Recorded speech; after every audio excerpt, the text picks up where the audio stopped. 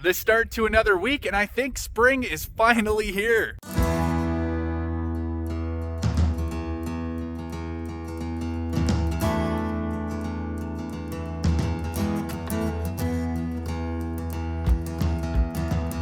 Starting off doing something completely different this week, we're actually going to go check and make sure all of our roads are still here.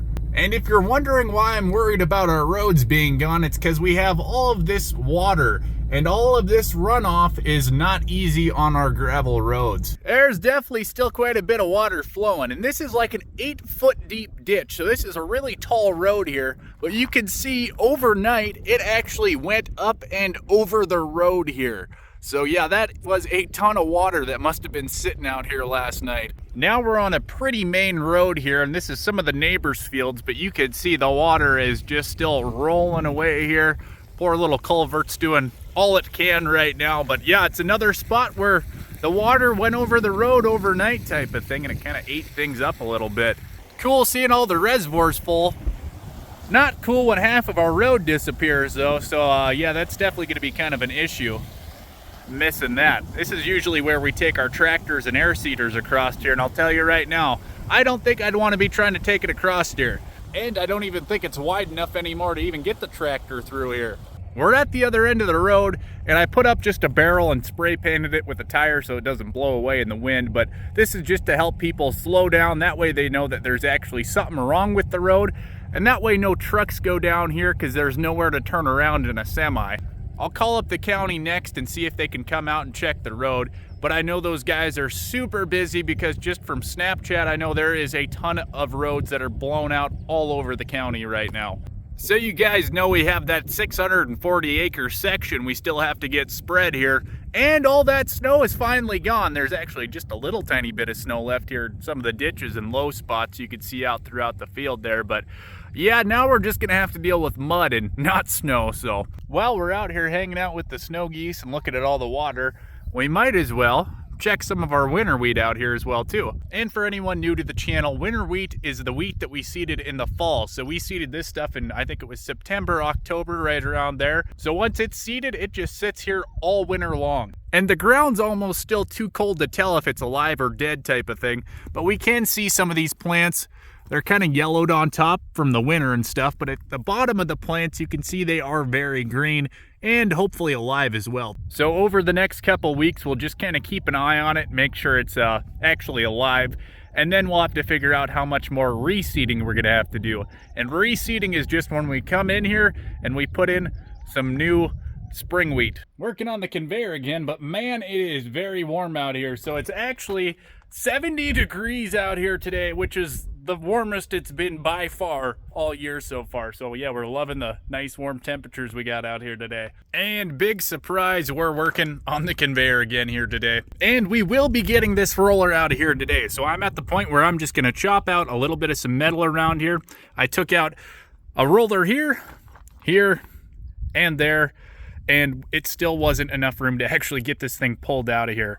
So, yep, like I said, we're just going to cut a little bit of some metal, and it should be enough to get this thing yanked out of here then. And finally, after chopping off a little bit of some metal here, we had enough room to finally get this thing out of there. Now we'll just have to throw the new one in here and start putting this thing all back together again. And now we can really see why this thing was slipping. So we can see on the old one here, there is not a whole lot left in some of these spots. It's pretty much almost all gone. And this one just has way more tread on it. So the one thing I'm gonna have to be careful what I'm doing is kind of making sure I have these things lined up just about right. So if I shift it over a little bit, you can see they kind of match up, but I'll have to look at the belt actually on there and make sure I have it lined up correctly. Before we start putting everything back together again here, we are going to replace some of our bearings. So yeah, these two bearings are bad right here, and then these other three should be okay, but we're going to get these two replaced for sure. So I'll show you guys how we take these things actually apart here. I got both of these bad ones kind of cleaned up, and some come out way easier than others, so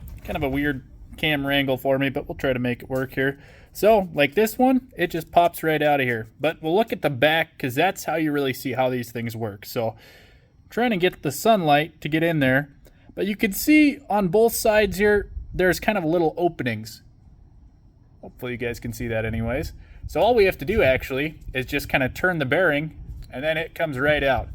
But if you turn it any other way, it won't come out. So no matter how hard you try getting it out of this way, it's not going to do it. It's got to be right there. And then it just pops right out. But like I said, yeah, this bearing is bad. Here, actually, you can hear it.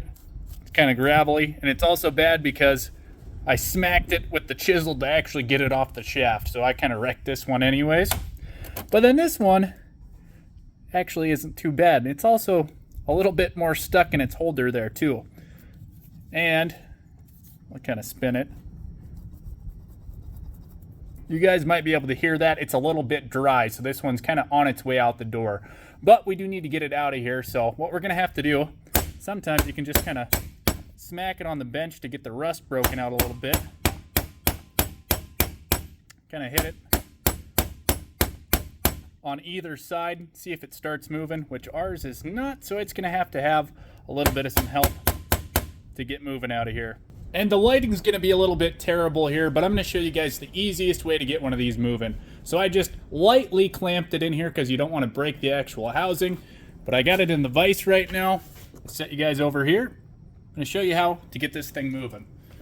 Very first thing I always like to try, just put it in the vise, grab a bar that's going to fit through the bearing, and all you got to do is just kind of move it.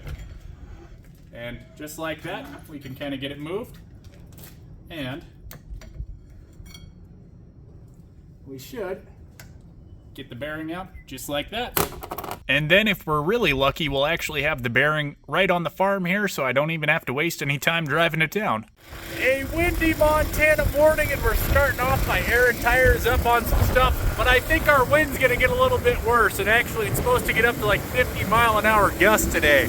Starting to get rained on a little bit, but I want to get started at least working on the air seeder here. And first off, we do have some tires to air up. You can see some of these are completely flat, but I'm actually kind of surprised that our disc didn't leak off over winter. So yeah, usually all of these things end up sitting on the ground over winter just because the hydraulics leak off, but there's only actually a few that actually leaked off, which is extremely surprising. But I'm gonna have to get going because I do see our oil truck is sitting down there on the road, so I'm gonna have to actually maybe go give him some directions here. And we finally just got our oil delivered as well too, so yeah, John Deere's got a pretty sweet oil tanker for delivering oil out here as well. Since we finally got that oil, the very first thing we're gonna be doing is putting the air filters back in the tractor. Then we're gonna change the oil.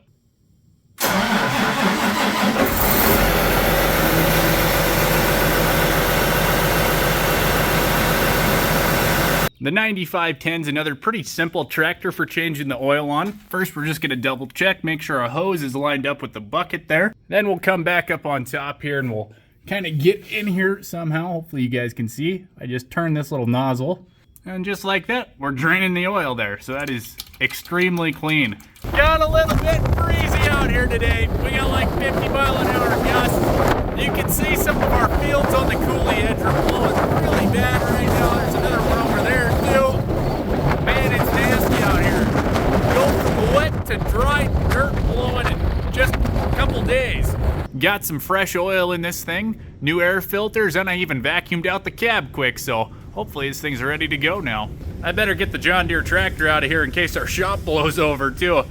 Always pretty crazy when the wind starts blowing and tools start shaking on the wall. So this is the coolant tank on the tractor, and I figured I'd better check that quick before I started it, and I'm glad I did. So John Deere actually had some issues with the oil cooler on these 9510R tractors.